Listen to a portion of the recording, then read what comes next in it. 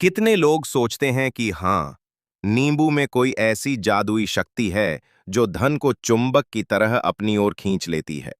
महाराज जी ने शांत फिर भी प्रभावशाली ढंग से सभा में बैठे लोगों की ओर देखा। उनकी आवाज में एक अजीब सा आकर्षण था जो हर किसी को अपनी ओर खींच रहा था।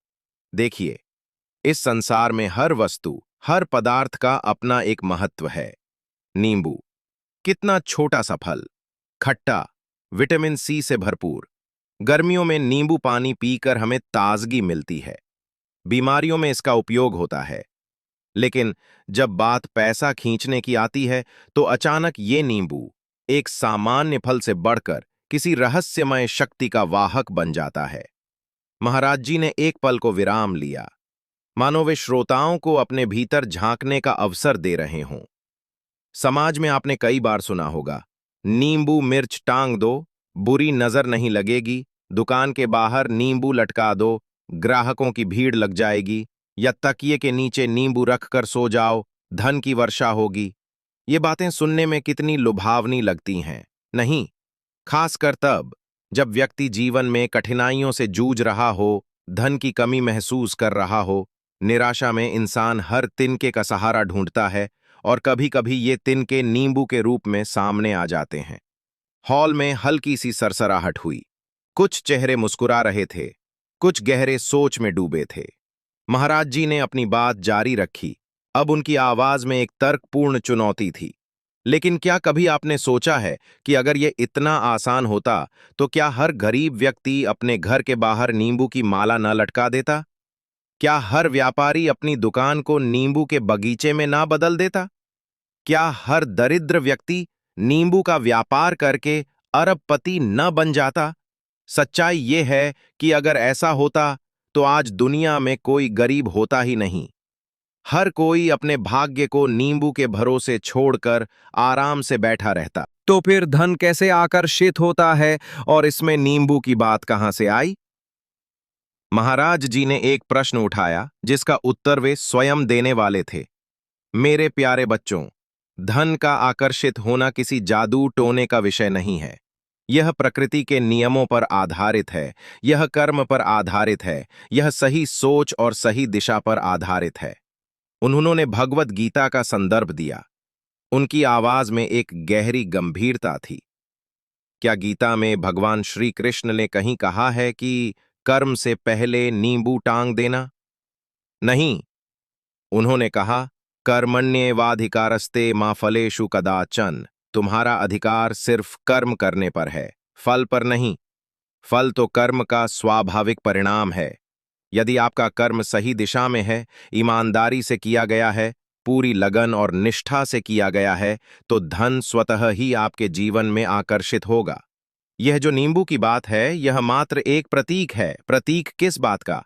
प्रतीक है सकारात्मक ऊर्जा का, शुद्धि का और मनोबल का।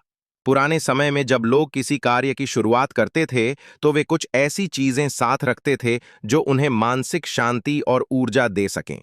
नींबू उनमें से एक हो सकता है। उसकी तीखी खुशबू, उसका ताजापन शायद मन को एक नई स्फूर्ति देता हो। लेकिन धीरे धीरे मानव मन ने इस प्रतीकात्मकता को जादू में बदल दिया। महाराज जी ने अब असली नींबू की परिभाषा देनी शुरू की। असली नींबू क्या है? असली नींबू है आपकी मेहनत, आपका परिश्रम, आपकी ईमानदारी, आपका विवेक, आपकी सही योजना, आपकी दूरदर्शिता। जब आप इन नींबुओं का सही मिश्रण अपने जीवन में डालते हैं, तब धन रूपी रस स्वतः ही आपके जीवन में आने लगता है। महाराज जी ने अब श्रोताओं को आत्मनिरीक्षण के लिए प्रेरित किया। सोचिए, हम क्यों ऐसे अंधविश्वासों में पड़ते हैं? इसका मूल कारण है अज्ञानता और असुरक्षा की भावना। जब हम अपने कर्मों पर भरोसा नहीं कर पाते, जब हम भविष्य को लेकर चिंतित होते हैं, तब हम आसान रास्तों की तलाश करते हैं। और ये आसान रास्ते अक्सर हमें गलत धारणाओं के दलदल में धकेल देते हैं। लोग सोचते हैं, 10 रुपये का नींबू ही तो है, लगाकर देख लेते हैं, क्या पता काम कर जाए। यह क्या पता ही हमारी सबसे बड़ी कमजोरी है। यह क्या पता ही हमें अपनी असली शक्ति से दूर ले जाता है। यह क्या पता ही हमें भाग्य के भरोसे बैठकर अपनी मेहनत से विमुख कर देता है। उनकी आवाज में अब एक पिता गयाजी की सी सलाह थी, जो अपने बच्चों को सही मार्ग दिखा रहे थे। मेरे प्यारे बच्चों, भगवान ने हमें हाथ दिए हैं कर्म करने के लिए, बुद्धि दी है सोचने के लिए और हृदय दिया है प्रेम करने के लिए। इन सब का सदुपयोग करें। यदि आप धन चाहते हैं, तो धन अर्जित करने के लिए ज्ञान प्राप्त करें, कौशल सीखें, मेहनत करें, ईमानदारी से व्यापार करें, लोगों का भला करें। जब आप समाज के लिए मूल्यवान बनेंगे, जब आप दूसरों की समस्याओं का समाधान करेंगे, तो धन अपने आप आपके पास आएगा।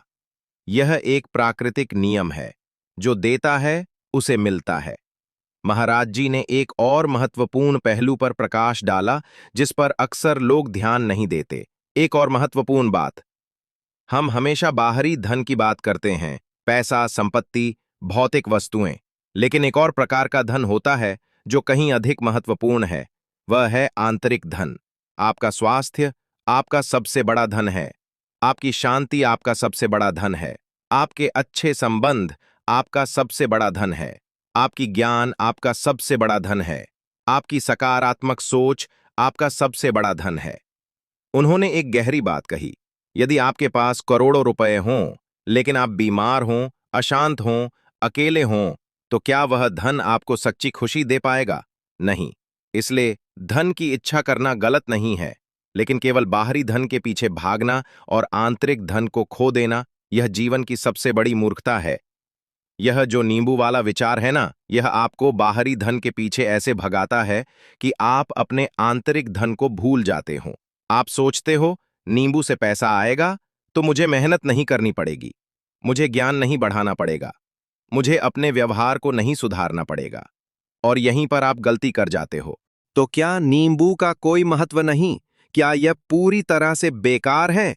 महाराज जी ने सवाल किया और तुरंत उसका जवाब भी दिया, नहीं मेरे प्यारे बच्चों, कोई भी वस्तु पूरी तरह से बेकार नहीं होती। महत्व हमारी सोच में होता है। मान लीजिए, आप एक नया कार्य शुरू कर रहे हैं। आपके मन में थोड़ी घबराहट है, थोड़ी अनिश्चितता है। ऐसे में यदि कोई आपको एक नींबू देता है और कहता है, ये लीजिए, ये आपके कार्य में ताजगी और सकारात्मकता लाएगा, तो क्या यह गलत है? नहीं। यदि ये आपके मन को शांत करता है, आपको एक सकारात्मक शुरुआत का एहसास कराता है, तो इसमें कोई बुराई नहीं। यहां नींबू एक शुभ संकेत बन गया है, एक मानसिक सहारा बन गया है। यह आपको विश्वास दिला रहा है कि मैं कुछ अच्छा करने जा रहा हूं। ठीक वैसे ही जैसे मंदिर जाकर माथा टेकने से मन को शांति मिलती है, आत्मविश्वास बढ़ता है।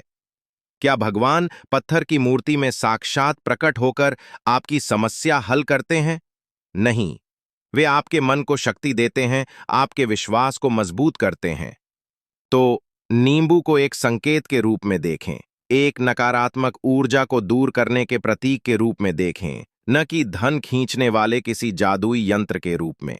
नकारात्मक ऊर्जा क्या है? आपकी नकारात्मक सोच, आपकी चिंता, आपका भय, आपकी आलस्य, यही सबसे बड़ी नकारात्मक ऊर्जा है। यदि आप नींबू को देखकर यह संकल्प लेते हैं कि मैं अपनी नकारात्मक सोच को नींबू की तरह निचोड़कर बाहर निकाल दूंगा और अपने जीवन में सकारात्मकता भरूंगा, तो हां, यह नींबू आपके लिए बहुत शुभ होगा। तो मेरे प्यारे श्रोताओं, अब मैं आपको पैसा खींचने का असली मंत्र बताता हूं। महाराज जी की आवाज में अब एक दृढ़ता थी, जो सत्य की गहराई से आ रही थी। यह कोई गोपनीय मंत्र नहीं है, यह तो सृष्टि का शाश्वत सत्य है। ज्ञान और कौशल अर्जित करें। बिना ज्ञान और कौशल के पैसा आप समाज को मूल्यवान सेवाएं नहीं दे सकते। अपनी क्षमताओं को बढ़ाएं। पैसा, परिश्रम और ईमानदारी। कठोर परिश्रम का कोई विकल्प नहीं, और ईमानदारी आपके कर्मों को शुद्ध करती है, जिससे आपको दीर्घकालिक सफलता मिलती है। सही सोच और सकारात्मक दृष्टिकोण। नकारात्मकता से बचें, चुनौतियों को अवसर में बदलें, असफलता से सीखें। बचत और निवेश। धन को आकर्षित करना ही काफी नहीं, उसे संभालना और बढ़ाना भी आना चाहिए। दूसरों का भला करें। जब आप दूसरों के जीवन में मूल्य जोड़ते हैं, तो ब्रह्मांड आपको प्रतिफल देता है। यह एक ईश्वरीय नियम है। जहर, धैर्य और दृढ़ता, सफलता एक रात में नहीं मिलती, कई बार गिरना पड़ता है, फिर उठना पड़ता है। धैर्य रखें और अपने लक्ष्य पर अडिग रहें। यही हैं वो अदृश्य नींबू जो आपके जीवन में सही अर्थों में धन को आकर्षित करते हैं। ये नींबू बाजार में नहीं मिलते, ये आपके भीतर उगते हैं, आपके कर्मों के बीज से। महाराज जी शांत स्वर में अपनी बात समाप्त करते हैं। उनकी आंखों में गहरा प्रेम और करुणा झलकती है। तो अगली बार जब कोई आपसे कहे कि नींबू से पैसा खींचता है, तो मुस्कुराइए। उन्हें प्यार से समझाएं कि असली नींबू कहाँ है। उन्हें बताएं कि असली जादू उनकी अपनी मेहनत में है, उनके अपने विश्वास में है। जागो मेरे बच्चों, इस भ्रम से बाहर निकलो, अपनी शक्ति को पहचानो। ईश्वर ने तुम्हें अपार संभावनाएं दी हैं। उन संभावनाओं को कर्म रूपी जल से सींचो और देखना, तुम्हारे जीवन में धन, सुख, शांति और समृद्धि की ऐसी वर्षा होगी जिसके सामने किसी नींबू का कोई भी टोटका फीका पड़ जाएगा। ईश्वर आप सबका भला करे, आपके जीवन में ज्ञान का प्रकाश फैले और आप सच्ची समृद्धि के मार्ग पर चलें। हरिओम।